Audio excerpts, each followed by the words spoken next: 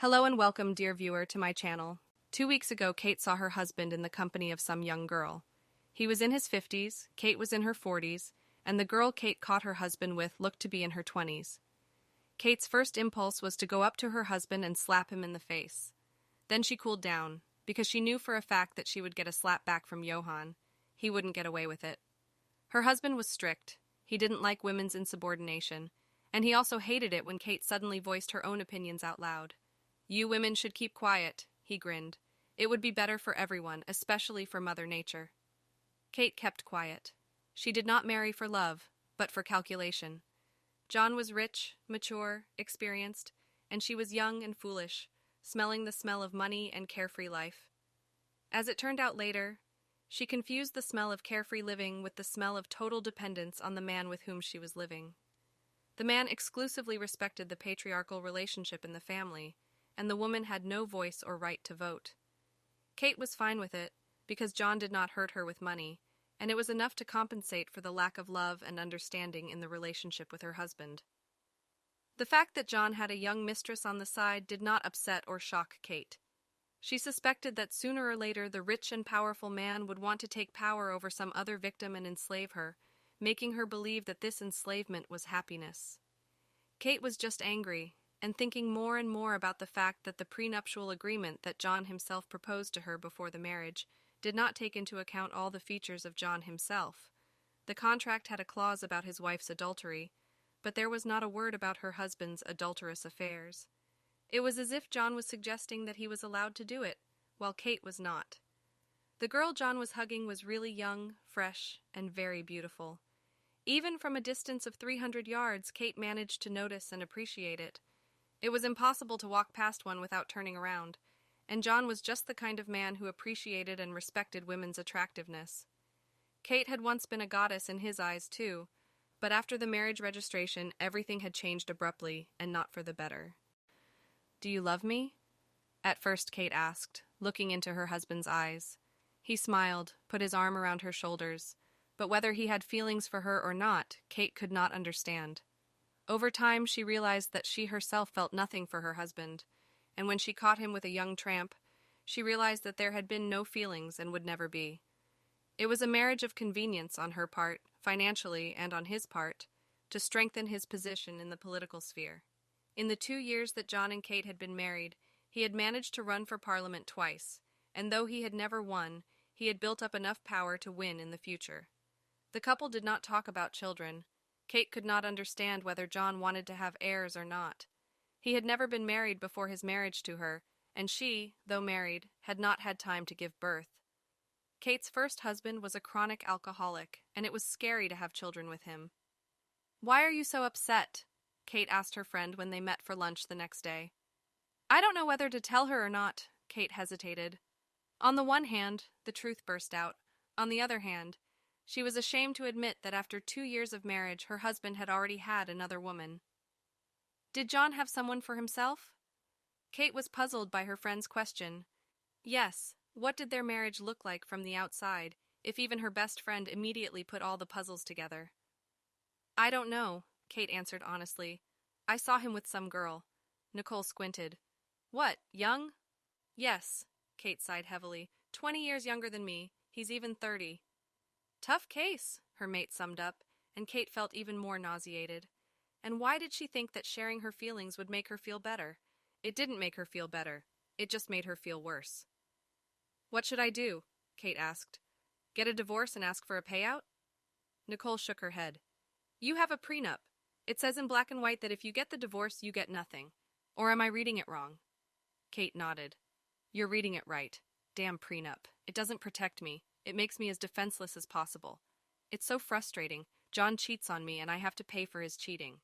Kate sounded like she was earning her own money, which she bathed in. Of course, she had once worked, long and hard, but the woman was so tired of sitting in a job she didn't like that she even signed the prenup, almost without reading it. The main thing was that John was rich and generous enough, though not very poised and in love with her. "And you cheat on him in retaliation," her friend giggled. "Get a young guy on the side, dump all the negativity, and then you'll feel better." "I don't want to risk it," Kate answered honestly. "If John finds out that I have a lover, I'll definitely pop like a cork out of a bottle without a penny of money. And you do everything carefully. Anyway, your husband is always away at work, you hardly communicate, and he has little interest in what you do. I've done it a couple of times and I don't regret it. Kate grinned. You bet. Nicole had both the opportunity and the fear. She had married her Jacob about 20 years ago. They had 2 children, and Jacob himself was a longshoreman. While he was away from the family for months at a time, Nicole was having a great time with other men, and Kate knew it. Her friend chose younger, good-looking guys who took advantage of her kindness and generosity. Enjoyed her kindness and generosity. Nicole was careful. Jacob knew nothing of his wife's affairs, and the months he spent at home, resting from work, were enveloped in care, love, and affection from his wife. But there was no love or care between Kate and John. So, an incomprehensible relationship. I don't want to, Kate answered frankly. I don't want to at all from the word at all. I'm not interested in just sleeping with a man. It should be of some use. How much use was your Simon with whom you lived for 7 years? Kate grinned. You know, you had to have lived and suffered through those 7 years to realize that a man in a connection with him had to do some good. After talking to her friend, Kate felt uncomfortable. She could neither divorce nor talk to Johann, because she was not so much afraid of arousing his anger, but was worried that her husband would easily divorce her, since she already knew that he had a young fling. As luck would have it, she got a flat tire on the way home. Kate could have called Johann and asked for help, but then she would have gotten a long lecture from him about how she didn't know how to drive, that a woman's place was in the kitchen by the stove, and other nasty things to say about herself. While Kate was thinking about what she should do and searching on the internet for emergency numbers, some old foreign car stopped next to her. Do you need help? Asked the young man behind the wheel. He looked about 20 years old, maybe a little more. Kate's car clearly impressed him, because he looked at the car with the interest typical of young people who dreamed of a good car, but could not afford it. I need a spare, Kate said, and then added, I'll pay for it. The guy got out of the car and walked over to the tire. Kate noticed how handsome and trim the guy, whose name she didn't know yet, was. Perhaps John had once been the same way when he was young, except Kate wasn't destined to recognize him as young and athletic. The young man introduced himself as David and changed Kate's tire in half an hour. She looked gratefully at the young man, and now and then mentally returned to the conversation with her friend. Young lover, revenge on husband, feelings, all these words swirled around in her head like pesky flies, keeping Kate awake. Here, she held out a $5,000 bill to David. The boy rounded his eyes and even blushed a little. It's too much. He pushed Kate's hand away slightly. This is for promptness and professionalism. She held out the money to David again with a smile and insistence. It's just that I used to work in a car service, so my hands remember. He smiled and finally looked her in the face. Kate felt a slight thrill that she had long forgotten existed. It had happened to her once long ago, as if in a past life, when she was still capable of having feelings for men and enjoying them. David was very good-looking, and Kate thought about doing to him what she had so vehemently denied to her friend. David, would you give me your number? Kate asked and smiled broadly again. In case trouble happens to me on the road again, and I'm not good at solving technical problems. No problem, the guy replied and dictated his number to the woman. Kate became excited, as if she was doing something bad, which gave her a kind of pleasure, like a moth flying into the coveted light that could ruin him. When Kate got home, John was already there. He was watching television, flicking through the channels, paying no attention to his wife. This indifference had become so obvious and undisguised that Kate did not pretend to be hurt by it. Silently, she went up to the second floor, took a measured shower, then lay on the bed, looking at the ceiling and remembering her accidental meeting with David.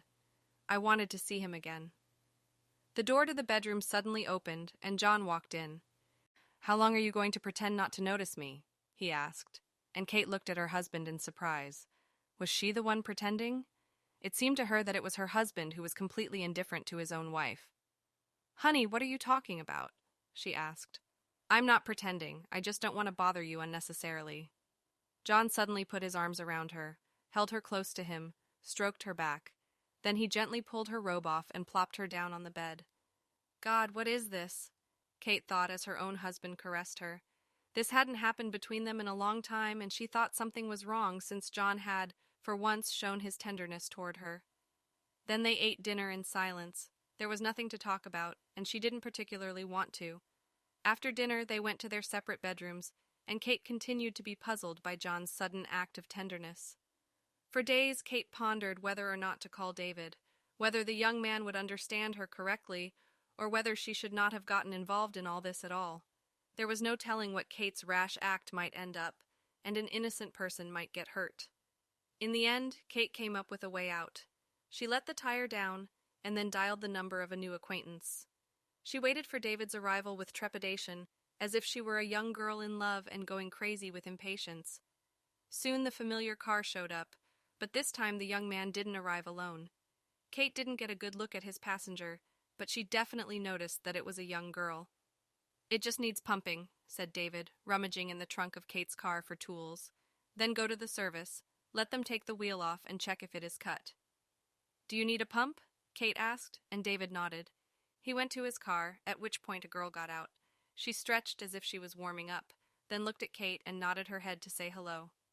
Kate couldn't believe her eyes. Standing in front of her was the same girl who had been hugging her husband. Of course, Kate could have been mistaken, but she always had an excellent visual memory. It was definitely the young lady who might have been Johan's mistress. Kate hesitated, not knowing what to do. How had she ended up in David's car? Who was she to him? Or this girl manages to play a double game. She loves and lives with the young man, and on the side and for money she sleeps with John. The charms fell, and Kate no longer saw David as attractive and appealing to her. I wish I could figure out what was going on. "David," Kate turned to the young man. "Is it all right that I'm keeping you? You're not alone."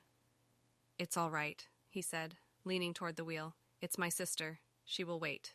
"Sister, then."